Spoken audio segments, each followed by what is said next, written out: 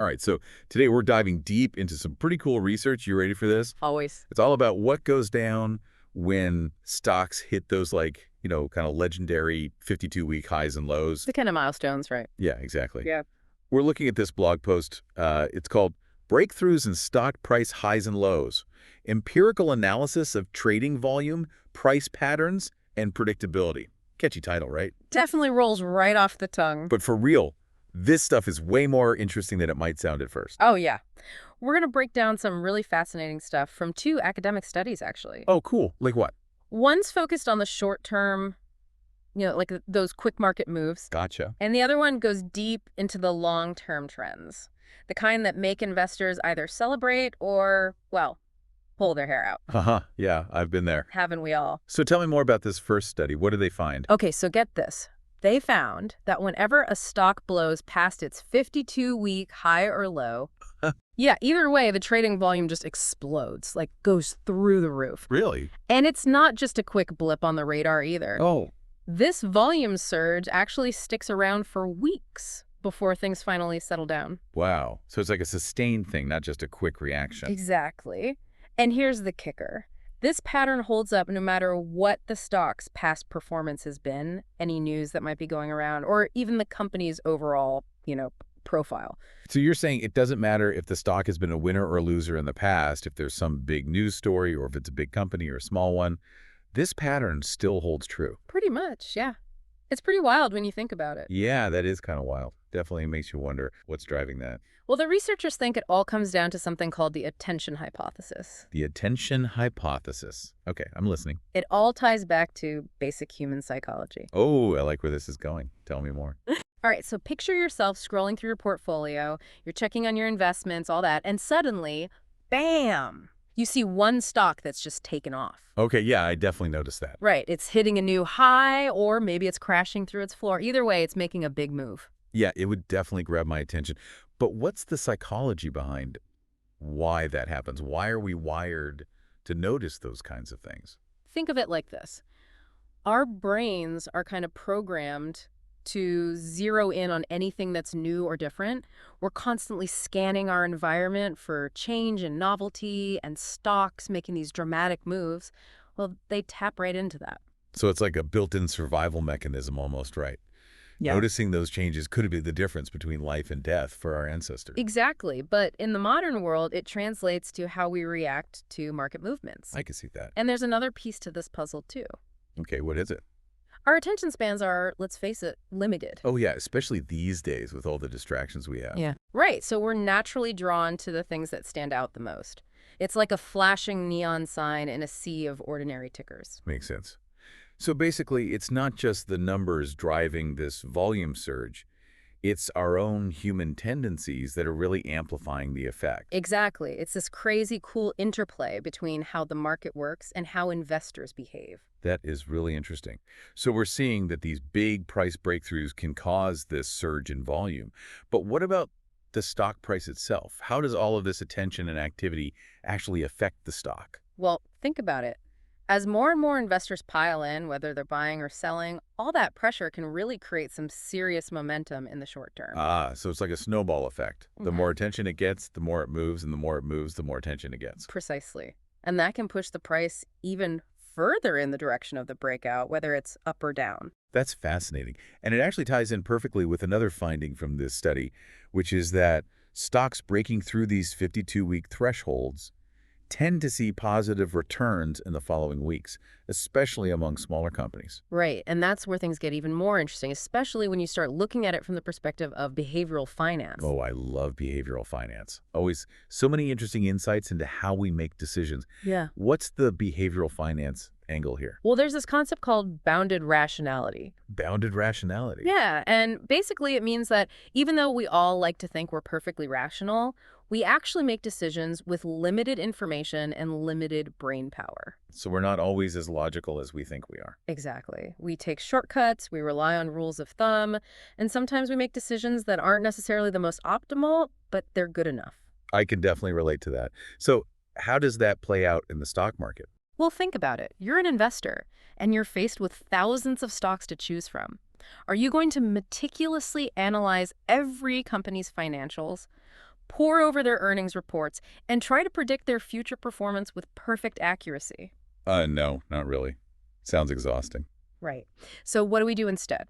We look for shortcuts. We look for signals that are easy to understand and that seem to have some predictive power. So those 52-week highs and lows, those become kind of like mental anchors. Exactly. They're easy to grasp, they get a lot of attention in the media, and they can create this sort of self-fulfilling prophecy. If enough investors believe those numbers are important, their actions can actually influence price movements. It's like the market's version of, if everyone's looking, it must be important.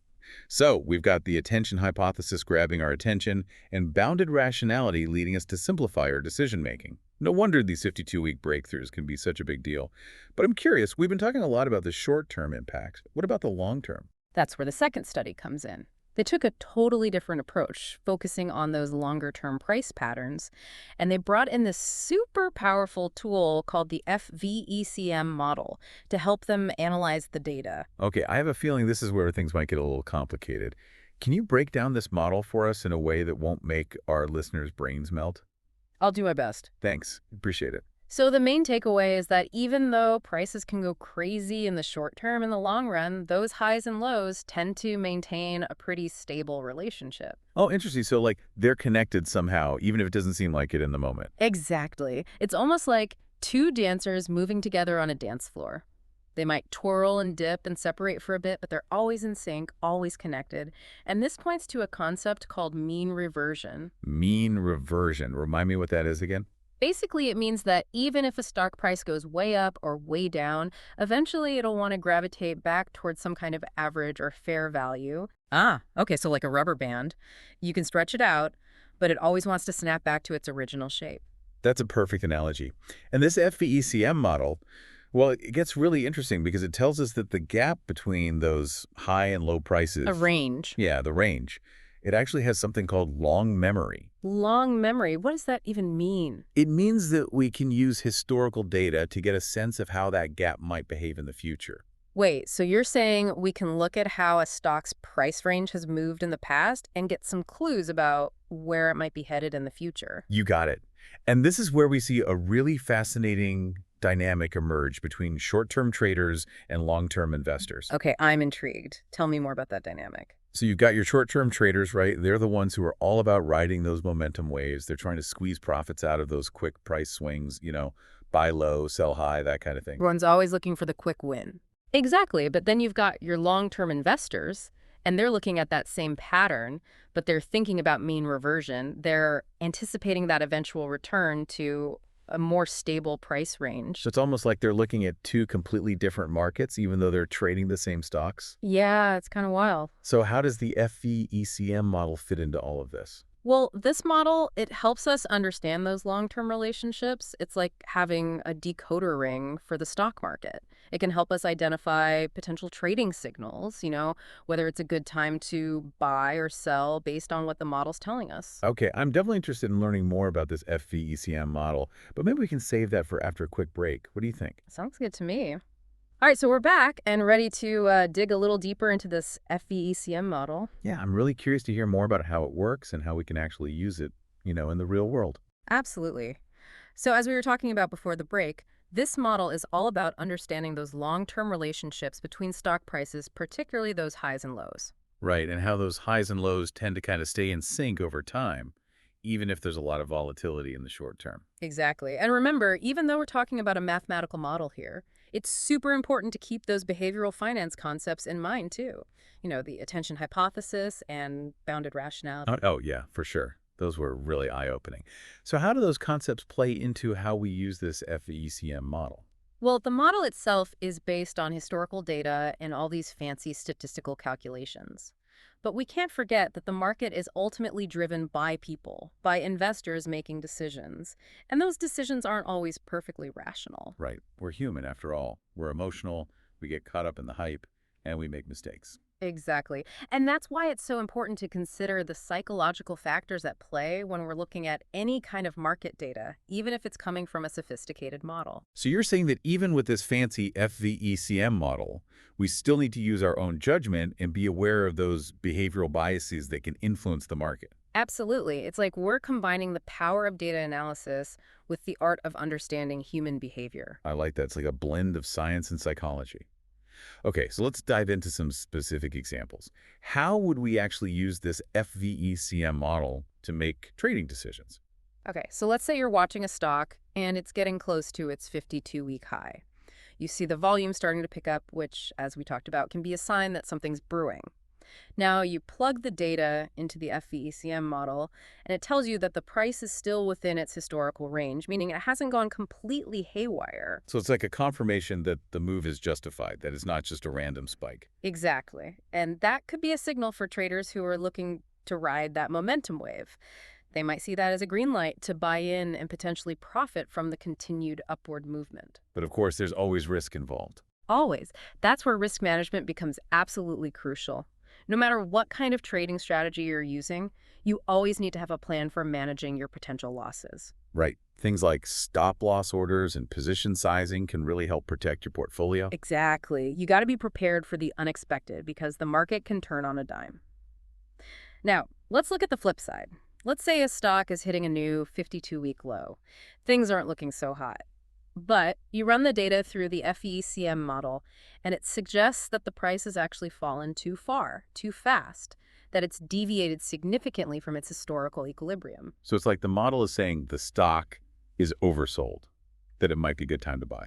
That's the idea. This kind of scenario might be attractive to long-term investors, the ones who are patient and believe in mean reversion. They're betting that the price will eventually bounce back. Right. They're looking for those opportunities where the market might be overreacting, and they see that as a chance to buy low and potentially reap the rewards when the price eventually recovers. So it's like two sides of the same coin.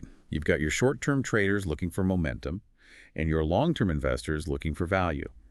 And the FECM model can potentially help both of them make more informed decisions. Exactly. But it's important to remember that no model is perfect. Right. It's just a tool to help us understand the market better. Precisely. The market is complex, and there are so many factors at play.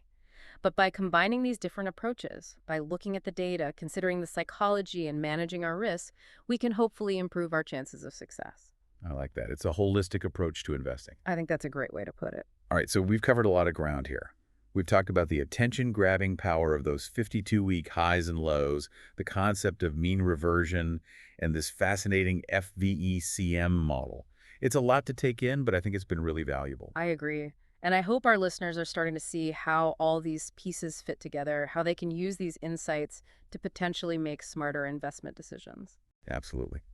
But before we wrap things up, I want to leave our listeners with a challenge, a thought experiment, if you will. Okay, I'm intrigued. What's the challenge? So, if you were to build your own trading strategy based on everything we've talked about today, what would it look like? Ooh, that's a good one. Yeah, like how would you balance those short-term momentum plays with that long-term, mean reversion thinking?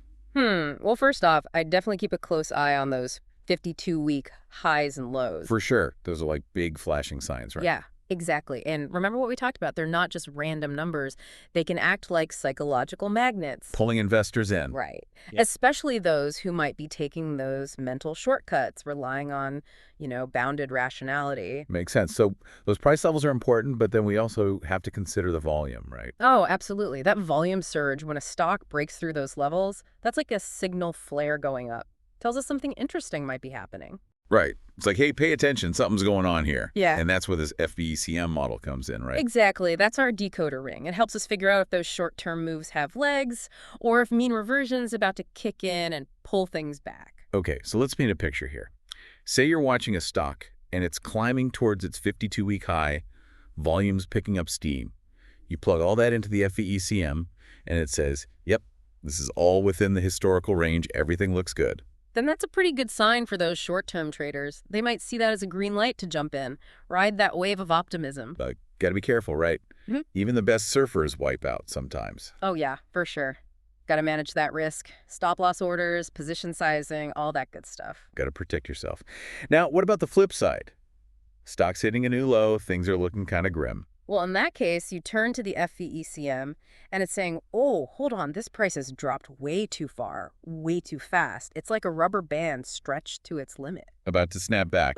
Exactly. That's where those long-term investors, the patient ones, they start getting I excited. was like, okay, time to buy low, wait for that mean reversion magic to do its thing. Right. But here's the thing. There's no one right way to play this game.